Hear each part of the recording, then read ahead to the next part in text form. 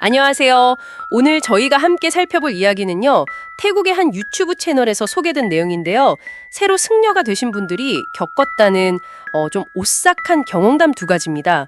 뭐 직접 겪으신 건 아니라고는 하는데 그래도 꽤 섬뜩하더라고요. 오늘은 이 기이한 만남들을 좀 들여다보면서 이런 영적인 환경이라는 게 어떤 현상이나 또 기대를 갖게 하는지 같이 한번 파헤쳐 보려고 합니다. 네, 바로 시작해 볼까요? 첫 번째는 엠스님이라는 분의 이야기인데요. 한 2011년쯤 사라브리 주의 한 사찰에서 있었던 일이라고 합니다. 이 절이 언덕 위에 있고 숲으로 둘러싸여 있는데 특히 절 뒤편에는 아직도 사용하는 묘지가 있었다고 해요. 뭐 연고 없는 시신이라든지 아니면 매장을 원하는 분들을 모시는 곳이었던 거죠. 어느 날 엠스님이 그 묘지 근처에서 낙엽을 이렇게 쓸고 계셨는데 뭔가 긁히는 소리가 나더래요. 그래서 보니까 녹슬고 곰팡이도 좀 핀 그런 옛날 동전이었어요. 가운데 구멍도 뻥 뚫려 있고요. 아, 그 동전이요? 네, 요즘 동전하고 완전 다르죠. 이걸 좀 깨끗하게 닦아서 절에 기부해야겠다 이런 생각으로 주머니에 넣으셨답니다. 바로 그 지점, 그러니까 묘지 근처에서 발견된 아주 낡고 또 특이하게 생긴 동전이라는 거, 이게 사실 좀 의미심장할 수 있습니다. 그렇죠. 이런 장소에서 나온 오래된 물건이라는 게 단순한 물건 이상의 의미를 가질 수 있다는 믿음 같은 게 있잖아요. 어떤 영적인 존재와 연결된 뭐 닷 같은. 네, 맞아요. 그걸 건드렸을 때 무슨 일이 일어날지 모른다는 그런 느낌이죠. 그래서 그날 밤에 스님은 사실 동전 존재는 까맣게 잊고 계셨대요. 그냥 주무시기 전에 침상 옆 선반에 툭 올려놓고 그런데 주무시다가 와, 이거 진짜 좀 그런데 머리카락 같은 게 얼굴에 싹 스치는 느낌이 들더랍니다. 그래서 눈을 딱 떴더니 벽에서 상반신만 불쑥 내민 여자가 붉은 눈으로 자기를 막 내려다보고 있었다는 거예요. 그 머리카락이 얼굴에 닿았던 거죠. 상상만 해도 너무 무서운데요. 얼마나 놀라셨겠어요. 몸은 완전 굳어버렸는데 마음속으로는 필사적으로 빌었답니다. 아, 제가 가져갈 생각은 정말 없었습니다. 내일 바로 돌려놓겠습니다 하고요. 그러자마자 누가 손가락 튕기는 것처럼 딱 하는 느낌, 그런 소리 같은 게 나더니 그 여자가 순식간에 싹 사라졌다고 해요. 아, 진짜 영화 한 장면 같죠? 네. 이건 그 동전을 옮긴 것에 대한 직접적인 반응으로 보이네요. 근데 흥미로운 건 이게 꼭 그 영적 존재가 악의적이었다기보다는 뭐랄까 자기 물건이나 공간이 침범당한 것에 대해서 좀 경고 내지는 알리려고 했을 가능성도 있다는 겁니다. 아, 그럴 수도 있겠네요. 물론 그 나타난 모습 자체는 엄청나게 공포스러웠겠지만요. 그렇죠. 그래서 다음 날 M수님은 바로 동전을 원래 그 자리에 돌려놓고 막 사과하면서 제발 다시는 나타나지 말아달라고 빌었답니다. 그리고 그 후로 1년 동안 서품 기간을 채우셨는데 다시는 그런 귀신을 보지 못하셨대요. 그게 그분의 처음이자 마지막 귀신 경험이었다고 하니 와, 정말 강렬했겠어요. 네, 정말 평생 잊지 못할 경험이었겠네요. 두 번째 이야기는 큐 스님이라는 분인데요. 이분은 약간 경우가 달라요. 부모님을 기쁘게 해드리려고 좀 마지못해 출가하신 케이스. 그래서 사실 뭐 게임도 좋아하고 좀 게으르기도 하고 아직 그런 규율 잡힌 생활에 익숙하지 않은 젊은 스님이셨어요. 어느 날 저녁 예불 시간이었는데 아프다고 꾀병을 부리고 방에서 몰래 게임을 하셨답니다. 그러다가 깜빡 잠이 들었는지 아니면 이게 뭐 꿈인지 현실인지 모를 그런 몽롱한 상태에 빠졌다고 해요. 아, 약간 비몽사몽한 그런 상태였군요. 네. 그런데 그때 갑자기 선배 스님 한 분이 나타나시더니 아니 예불도 안 드리고 여기서 뭐 하는 게야. 나가서 마당이나 쓸어서 좀 쓸모있는 일이라도 해라 하고 막 꾸짖으시더래요. 이상하게도 큐 스님은 그냥 네 하고 순순히 일어나서 마당을 쓰기 시작했답니다. 네. 그런데 마당을 쓰는 동안에요. 노파 한 분, 임산부 한 분, 그리고 아이 한 명, 이렇게 3명의 여자가 다가오더래요. 그러더니 손을 딱 모으고 이상한 주문 같은 걸 외우면서 큐스님 주위를 빙빙 돌기 시작했답니다. 3명이요? 네. 점점 더 빨리 돌면서 그 주문 소리도 막 커지더니 갑자기 그 셋이 동시에 큐스님을 향해서 깨어나라, 뭉뜬 이렇게 소리쳤다는 겁니다. 아, 소름 돋네요. 그쵸. 이 경우는 큐스님의 그 행동, 그러니까 예불 빼먹고 게임한 그 불성실함에 대한 일종의 영적인 징계 아니면 경고성 체험 이렇게 해석될 여지가 상당히 커 보입니다. 특히 그냥 꿈이라고 치부하기 어려운 게 손목에 실제로 멍자국이 있었다는 점이잖아요. 그게 아주 섬뜩한 현실감을 더하는 거죠. 네, 맞아요. 그 소리에 깜짝 놀라서 깨보니까 땀에 흠뻑 젖은 채로 여전히 자기 방 안에 있었고요. 두 손은 기도하듯이 이렇게 모아져 있었고, 그리고 양쪽 손목에는 누가 정말 꽉 잡았던 것처럼 시퍼런 멍이 들어 있었다고 합니다. 정말 이상하죠? 와, 진짜 멍이요? 네. 그래서 너무 무서워서 다른 스님들한테 막 이 이야기를 털어놨는데 반응이 더 놀라웠어요. 걱정해주거나 위로해주는 게 아니라 오히려 막 웃으시면서 아이고 귀신들이 너 경고하러 왔나 보네. 새로운 스님들한테는 가끔 있는 일이야. 너무 무서워하지 마. 이렇게 말씀하셨다는 거예요. 허허. 그 다른 스님들의 태연한 반응, 바로 그게 중요한 포인트입니다. 그러니까 그 공동체 내에서는 이런 종류의 경험이 어느 정도는 좀 예상되거나 아니면 신참 승려가 겪는 일종의 통과 이래처럼 여겨지고 있다는 걸 보여주는 거죠. 아, 통과 이래 같은 거요? 네. 어쩌면 이런 이야기가 암묵적으로 규율을 잡는 데 어떤 역할을 했을 수도 있고요. 아하, 듣고 보니 그럴 수도 있겠네요. 놀랍게도요, 이 사건 이후에 큐스님은 정말 180도 달라지셨대요. 모든 불교 의식이나 규율을 엄청 성실하게 따르게 되었고 다시는 그런 이상한 일을 겪지 않으셨다고 합니다. 확실한 교훈을 얻은 셈이죠. 네. 그 경험이 아주 강력한 동기부여가 된 거네요. 그러고 보니 두 이야기 모두 새로운 스님들한테 일어났다는 공통점이 있네요. 왜 하필 그들이었을까요? 네, 그렇죠. 자료에서도 몇 가지 해석을 제시하는데요. 하나는 말씀하신 것처럼 영적 존재들의 일종의 환영 인사다, 혹은 신고식 같은 거다라는 해석이 있고요. 또 다른 하나는 새로 서품을 받으면 그 공덕이 아주 충만하기 때문에 그런 상태가 영적 존재들의 이목을 끌기 쉽다는 겁니다. 아, 공덕이 높아서요? 네, 그래서 뭐 도움을 청하려는 의도일 수도 있고 아니면 큐스님 경우처럼 규율을 좀 강조하려는 그런 경고의 의미일 수도 있겠죠. 근본적으로는 이런 신성한 공간에 들어서거나 종교적인 역할을 맡는다는 것 자체가 보이지 않는 세계로부터도 어떤 기대와 책임을 수반한다, 이런 믿음이 좀 깔려 있는 것 같습니다. 네, 오늘 저희는 태국 승려들의 생활과 관련된 좀 오싹하면서도 흥미로운 두 가지 초자연적인 만남 이야기를 살펴봤습니다. 이게 뭐랄까 영적인 수련의 길과 보이지 않는 세계 사이에 뭔가 인지된 연결고리가 있다는 걸 좀 시사하는 것 같네요. 그렇죠. 그럼 마지막으로 당신께 한번 생각해 볼 질문을 던져볼까 합니다. 이런 이야기들을 접하면서 당신이 뭐 귀신을 문자 그대로 믿든 안 믿든 간에요, 이런 영혼이나 신성한 공간에 대한 특정 믿음들이 한 공동체 안에서 사람들의 행동이나 기대에 실제로 어떤 영향을 미칠 수 있다고 보시나요? 그리고 또 이것이 종교적인 역할을 맡는다는 것의 어떤 심리적인 무게에 대해서는 무엇을 말해준다고 생각하시는지요? 다음 시간에 더 흥미로운 이야기로 찾아뵙겠습니다.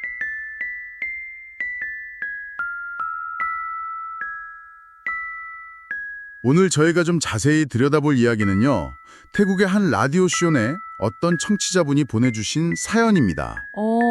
제목이 장례식장에서 온 기념품인데 이게 정말 기묘해요. 네, 저도 읽어봤는데 그냥 흔한 귀신 이야기 같으면서도 그 안에 뭔가 생각할 거리가 많더라고요. 맞아요. 친구 할머니 장례식, 그것도 중국식 장례식에 갔다가 벌어진 일이잖아요.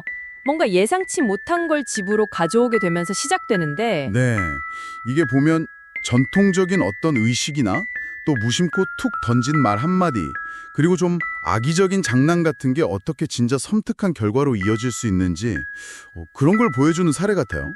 당신도 한번 같이 이 이야기 속으로 들어가 보시죠. 이야기 주인공 이름이 썬더 씨인데 이분이 친구 할머니 장례식에 갔어요. 근데 중국식 장례식은 처음이라 좀 어색하고 뭐랄까 주변을 이렇게 둘러봤다고 하죠. 네, 그때 이제 눈에 딱 들어온 게 그 구석에 놓여있던 종이 인형들, 중국 옷을 입고 있었는데 여러 개가 있었다고 하죠. 아, 그 뚜까따 랍차이라고 부르는 거요? 시종 인형. 맞습니다. 그게 이제 고인이 저승에서 부릴 하인들, 뭐 그런 역할을 한다고 믿는 거죠. 근데 여기서 썬더 씨가 무심코 친구한테 물어본 거예요. 저 인형 안에 뭐 들었을까? 하고요. 아, 그 질문이 문제의 시작이었을까요? 그럴 수도 있고요. 근데 더 직접적인 건 그때 그 학창 시절부터 좀 악질적으로 장난치던 친구 용이라는 애가 끼어들면서부터죠. 맞아요. 보고 싶어? 내가 보여줄까? 이러면서 뭔가 좀 쎄한 말을 던지는데 썬더 씨는 그냥 무시했단 말이죠. 그리고 이제 장례식장을 나서려는데 그 용이란 친구가 또 나타나서 붉은 봉투를 억지로 쥐어줬다고 하죠. 어른이 주는 기념품이라면서요. 네, 썬더 씨는 뭐 마지못해 받았는데 이게 또 다른 복선이 될 줄은 몰랐겠죠. 그리고 혼자 집에 돌아가는 길에 그 이상한 일이 생기잖아요. 그렇죠. 갑자기 발밑으로 오렌지가 툭 굴러오고 주변엔 아무도 없는데 말이죠. 또 굴러오니까 아 이거 용이 또 장난치는구나 이렇게 생각했는데 나타난 건 용이 아니라 웬 어린 소녀였죠. 네, 창박한 얼굴에 빨간 중국 옷을 입은 손에는 오렌지가 가득 담긴 쟁반을 들고 있었고요. 썬더 씨가 떨어진 오렌지 네 거냐고 물어봤는데 대답은 안 하고 그냥 웃기만 하고 돌려주려고 해도 받지를 않죠. 오히려 오렌지를 하나 더 건네줬다는 거 아니에요? 그래서 썬더 씨도 결국 받아서 가방에 넣었다고 하고요. 아, 그날 밤은 일단 무사히 넘어갔는데 문제는 그 다음날 밤이었어요. 회사 주차장에서 또 그 소녀를 본 거죠. 네, 이번에도 오렌지를 툭 굴려보내고 썬더 씨는 이제 너무 무서워서 막 택시 타고 집으로 도망쳤는데 그런데 더 무서운 건 이제 안전하다고 생각한 자기 아파트 복도에서 또 그 소녀의 기척을 느꼈다는 거잖아요. 맞아요. 계단 쪽을 봤는데 그 소녀 신발이랑 바지가 보이더래요. 그래서 진짜 황급히 집으로 들어가서 문을 잠그려고 하는 그 찰나에 찰나에 뭐가 보였죠? 소녀가 아니라 그 장례식장에서 봤던 종이 시종 인형. 그 인형이 계단 난간 너머로 자기를 이렇게 쳐다보고 있었다는 거예요. 와, 진짜 소름 돋네요. 소녀가 인형으로 변하다니. 거기다가 그날 새벽 서너 시쯤에는 문을 막 두드리는 소리가 나고 문틈 아래로 그 저승돈 있잖아요. 꽁댁 지폐. 그게 쓱 밀려 들어오기까지 했다고 하니 정말 끔찍한 경험이죠. 그래서 다음날 도저히 안 되겠다 싶어서 다시 장례식장을 찾아갔죠. 관리인 붙잡고 이 모든 얘기를 다 털어놨는데 관리인 반응이 흥미로워요. 그냥 인형에 대해 물어본 것만으로는 이런 일이 안 생긴다. 혹시 장례식장에서 뭘 가져온 거 아니냐 이렇게 묻죠. 썬더 씨는 그때까지만 해도 용이 준 붉은 봉투랑 소녀한테 받은 오렌지 그거 말고는 없다고 확신했잖아요. 네.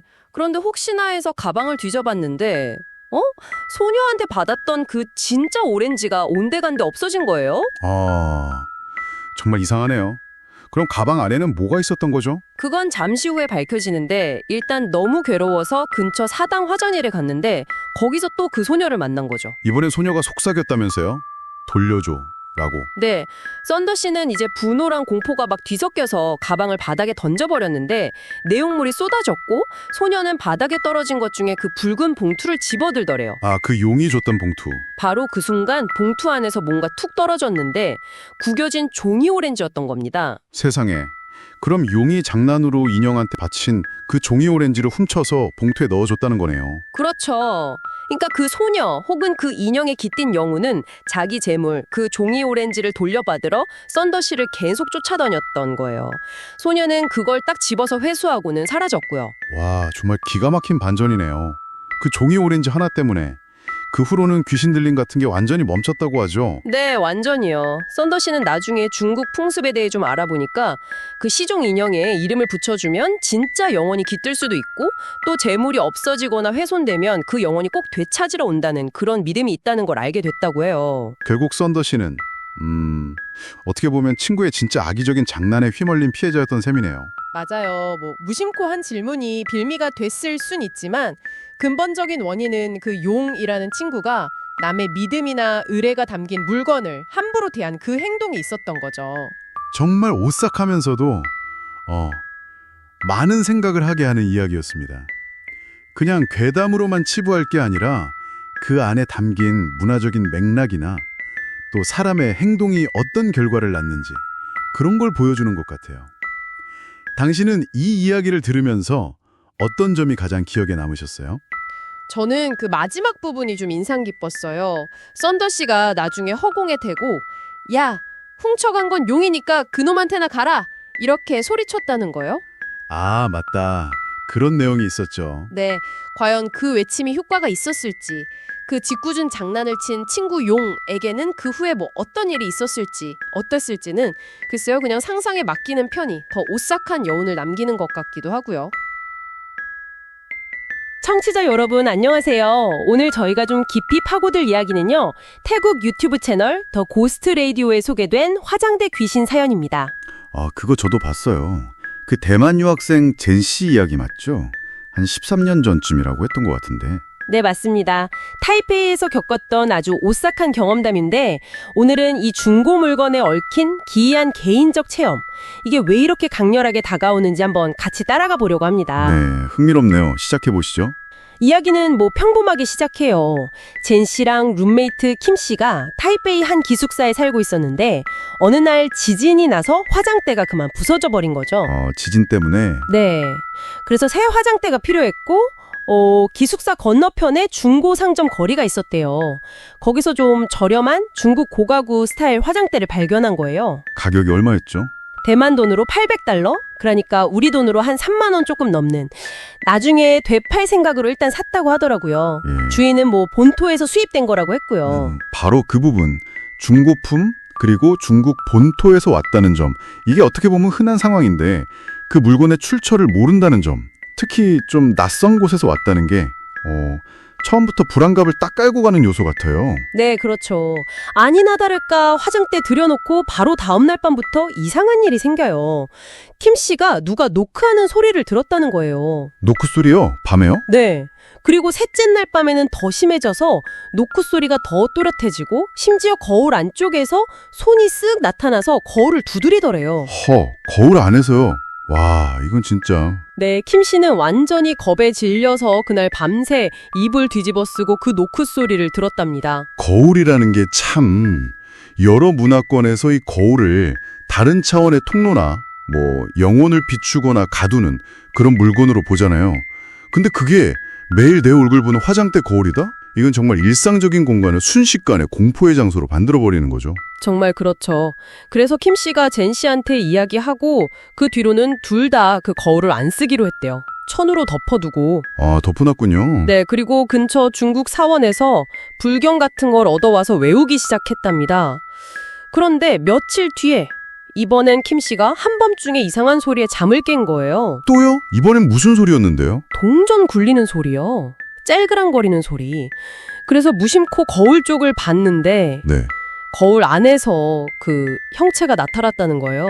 얼굴은 반쪽만 보이고 눈은 막 충혈되어 있고 머리카락은 축축하게 젖어 있고 그런 귀신이 자기를 노려보면서 한 손으로는 동전을 굴리고 다른 손으로는 그 동전을 탁탁 치고 있더래요. 와, 동전을요? 그건 또 무슨 의미일까요? 그러니까요. 킴 씨는 뭐 비명 지르고 울고 난리가 났죠. 그럴만도 하죠.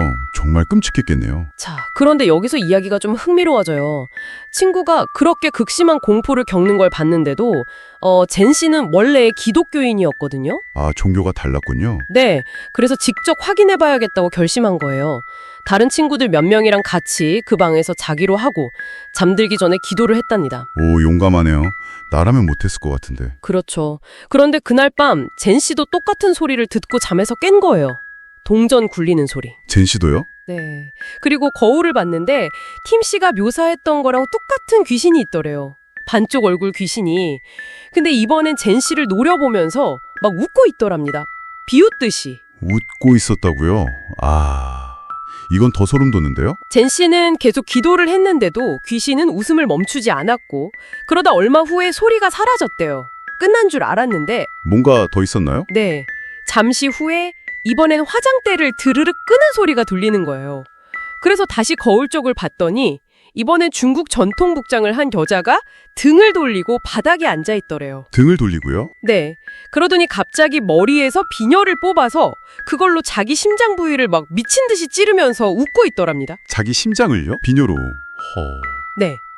그 장면을 보고 젠 씨는 거의 정신을 잃었던 것 같아요. 이 부분이 정말 강렬하네요. 스스로 심장을 찌르는 모습이라니. 이게 그 여자의 어떤 죽음을 반복해서 보여주는 건지 아니면 뭐랄까 저주나 경고 같은 건지 명확하지가 않죠. 네, 맞아요. 이런 중고 물건들이 품고 있을지 모르는 알려지지 않은 역사. 그 과거의 비극 같은 걸 딱 보여주는 장면 같아요. 그리고 아까 그 옮기려고 할 때 비정상적으로 무거웠다는 얘기도 있었나요? 아, 네, 맞아요. 처분하려고 할 때 그랬다고 하더라고요. 그런 묘사도 마치 그 물건 자체가 과거에 묶여서 저항하는 듯한 느낌을 주죠. 불교식 기도나 기독교식 기도로 퇴마를 시도하는 것도 흥미롭고요. 결국엔 그 영혼의 정체나 사연은 미스테리로 남는 거고요. 결국 두 사람은 그 화장대를 버리기로 결심했고요. 중고가게 주인한테 갔더니 반품은 안 된다고 그냥 태우거나 부숴버리라고 하더라고요. 그러면서 오히려 약간의 돈을 위로금조로 주더랍니다. 주인이 뭔가 알고 있었던 걸까요? 글쎄요. 아무튼 그래서 결국 대학 내에 있는 수녀님이나 신부님 같은 종교 관계자분들께 도움을 청해서 그분들이 와서 기도를 하고 조심스럽게 옮겨서 대만 분리수거 규정에 맞게 해체한 다음에 다시 기도를 하고 폐기했대요. 아, 종교적인 의식을 통해 처리했군요. 네. 그러고 나서는 더 이상 그런 기이한 현상은 일어나지 않았다고 합니다. 결국 문제는 해결된 셈인데 그래도 그 왜라는 질문은 남는 거죠. 왜 하필 그 화장대였는지, 그 여자는 왜 그런 모습으로 나타났는지, 스스로 심장을 찌르던 그 모습은 대체 무엇이었을지. 맞아요. 답은 없고 그 섬뜩한 이미지와 질문만 남는 이야기죠. 그렇죠. 이야기는 끝났지만 그 여우는 쉽게 가시지 않네요. 청취자 여러분, 주변에 있는 물건들, 특히 좀 오래되고 어디서 왔는지 모르는 그런 물건들에는 또 어떤 이야기가 숨어 있을까? 문득 그런 생각을 하게 만드는군요. 어쩌면 그냥 물건이 아닐 수도 있겠다는 그런 상상 말이죠.